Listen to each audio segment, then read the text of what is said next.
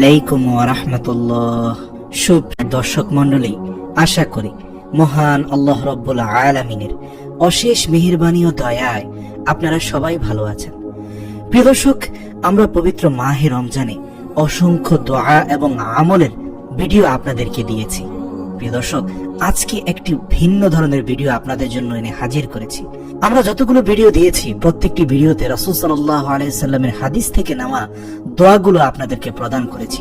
প্রিয় দর্শক, আজকে মহান রব্বুল আলামিনের তরফ থেকে দেওয়া চারটি বিশেষ দোয়া মাহে রমজানের প্রত্যেকটি রোজাদারের জন্য রব্বুল আলামিন যে দোয়াগুলো বেশি বেশি করে পড়তে বলেছেন, আজকে পবিত্র কোরআনের মহান চারটি দোয়া, যে চারটি দোয়া মাহে রমজানে বেশি বেশি আমাদের পড়া উচিত, আজকে আপনাদের জন্য সেই চারটি দোয়া নিয়ে হাজির হয়েছি। প্রিয় বন্ধুগণ, অনুরোধ করছি ভিডিওটি শেষ পর্যন্ত দেখুন, কারণ পবিত্র কোরআনকে এড়িয়ে যাওয়া আপনার জন্য কোনোভাবেই উচিত হবে না। দয়াময় প্রভুর বিশেষ কল্যাণে রমজানের প্রথম দশক অতিবাহিত করে প্রবেশ করতে যাচ্ছে দ্বিতীয় দশকে। রমজান মাসের অন্যতম নেয়ামত হচ্ছে গুনাহ মাফ ও আল্লাহর পক্ষ থেকে ক্ষমা প্রাপ্তি। জানি না প্রথম দশকে ইবাদত বন্দেগীর মাধ্যমে আমরা কতটা আল্লাহ তাআলার রহমত লাভ করতে পেরেছি। এখন উচিত হবে রমজানের অবশিষ্ট দিনগুলোতে অনেক বেশি ইবাদত, বেশি বেশি তওবা, বেশি বেশি ইস্তিগফার এবং দোয়ায় রত হওয়া। কেননা রমজান এমন একটি মাস যে মাসে আল্লাহ বান্দার ক্ষমা প্রার্থনার অপেক্ষায় থাকেন। রব্বুল আলামিন এ মহান মাসে তার বান্দাদেরকে রহমত ও বরকতের ছায়ায় প্রবেশ করান এবং তাদের গুনাহ মাফ করে দেন। রব্বুল আলামিনের কাছ থেকে চেয়ে নেয়ার মাস এটি। এই পবিত্র মাসে যে যত বেশি চাইতে পারে আল্লাহ তাআলা তাকে তত বেশি দান করেন। আল্লাহ তাআলা চান তার বান্দারা যেন তাদের দোষ ত্রুটির জন্য প্রথমেই পরিপূর্ণভাবে তওবা করে। পরিপূর্ণ তওবার পর যে বান্দা আল্লাহর দরবারে দোয়া করে তবেই তিনি তার দোয়া গ্রহণ করে নেন। তাই তো রব্বুল আলামিন মুমিন বান্দাকে তাওবাতুন নাসুহার শিক্ষা দেন। ফলে আল্লাহ তাআলা তাদের গুনাহ মাফ করেন এবং তার সন্তুষ্টির স্থানে জান্নাতে দিয়ে দেন। প্রিয় দর্শক, রব্বুল আলামিন যে চারটি দোয়া আমাদের করতে বলেছেন, সেই চারটি দোয়ার প্রথম দোয়াটি আপনাদের সামনে উপস্থাপন করছি। রব্বানা আতমিম লানা নূরানা ওয়াগফির লানা ইন্নাকা আলা কুল্লি শাইইন কাদির। সূরা তাহরীম আয়াত নম্বর 8। আল্লাহ রাব্বুল আলামিন আমাদের শিখিয়ে দিচ্ছেন, হে আমার বান্দারা, এভাবে আমার কাছে চাও, বলো, হে আমাদের প্রভু, আমাদের জন্য আমাদের জ্যোতিকে পূর্ণ করো আর আমাদেরকে ক্ষমা করো। নিশ্চয়ই তুমি সকল কিছুর উপর সর্বশক্তিমান। সুবহানাল্লাহ।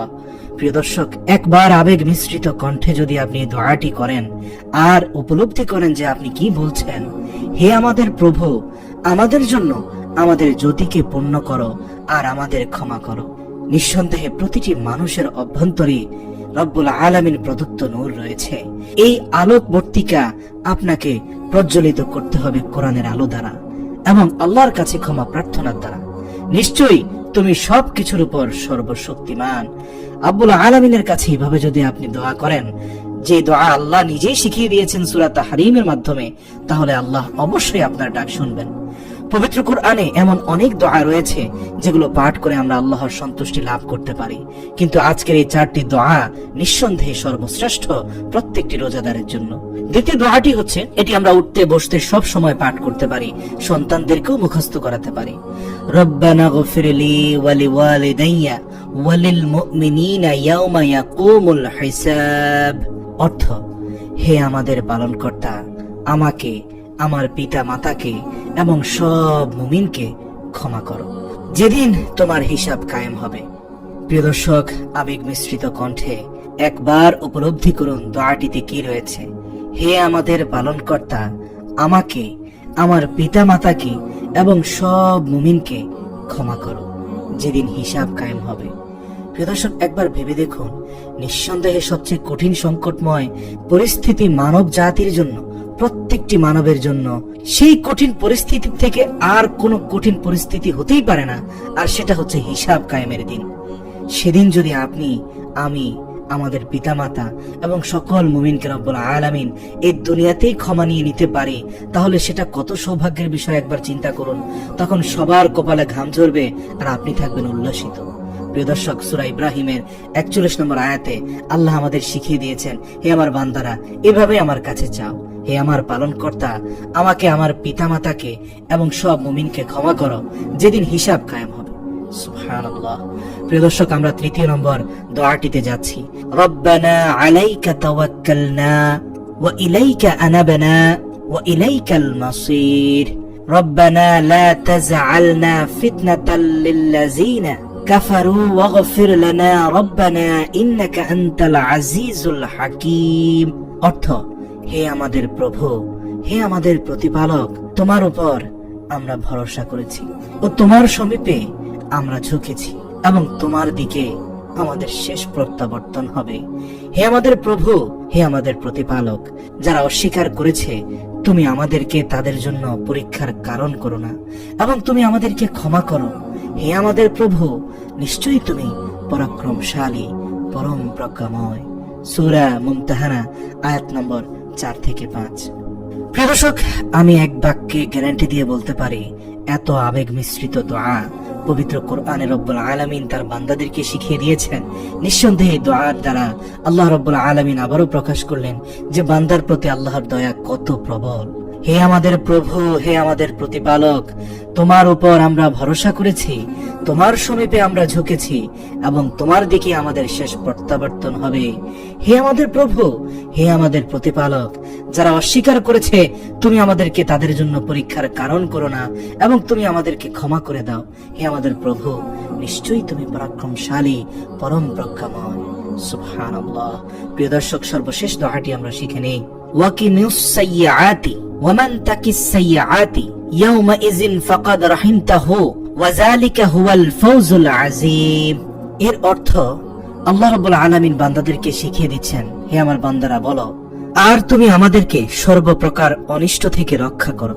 প্রকৃতপক্ষে তুমি সেদিনের অনিষ্ট সমূহ থেকে যাকে রক্ষা করবে তার প্রতি অবশ্যই কৃপা করবে, আর এটাই তো প্রকৃতপক্ষে মহা সফলতা। সূরা আল মুমিন আয়াত 9। প্রিয় দর্শক, সর্বশেষ আমি আপনাদের কাছে আকুল অনুরোধ করব, এই মাহে রমজানের প্রত্যেকটি দিন আপনারা এই 4টি কোরআনের দোয়া মুখস্থ করে তেলাওয়াত করার চেষ্টা করুন। যদি মুখস্থ করতে না পারেন, অন্তত দেখে দেখে তেলাওয়াত করে হলেও পাঠ করুন। আমি ভিডিও ডেসক্রিপশনে আরবিতে বাংলা উচ্চারণ সহ অর্থ সহ দিয়ে দিব, আপনারা চাইলে লিখে নিতে পারেন অথবা সেভ করে নিতে পারেন। অবশ্যই রব্বুল আলামিনের দেওয়া এই দোয়াগুলো আমরা মাহে রমজানে বেশি বেশি তেলাওয়াত করব। নিঃসন্দেহে প্রত্যেকটি দোয়া একবার তেলাওয়াতের ফলে 70 গুণ আমাদের সওয়াব বৃদ্ধি করা হবে। প্রিয় দর্শক, রাসূল সাল্লাল্লাহু আলাইহি সাল্লামের তরফ থেকে প্রাপ্ত অসংখ্য দোয়া তো আমরা প্রতিনিয়ত আমল করছি।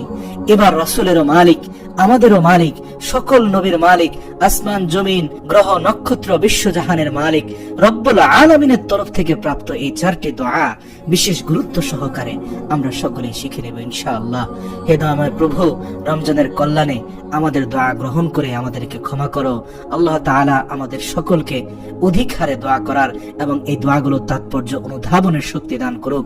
মাহে রমজানের দাওয়াতি কাজে অংশগ্রহণ করতে প্রিয় দর্শক, ভিডিওটি অবশ্যই অবশ্যই ফেসবুক থেকে শুরু করে আপনার যাবতীয় সোশ্যাল মিডিয়াতে শেয়ার করে আপনার বন্ধুদের জানার সুযোগ করে দিন। ওমা তৌফিক ইল্লা বিল্লাহ।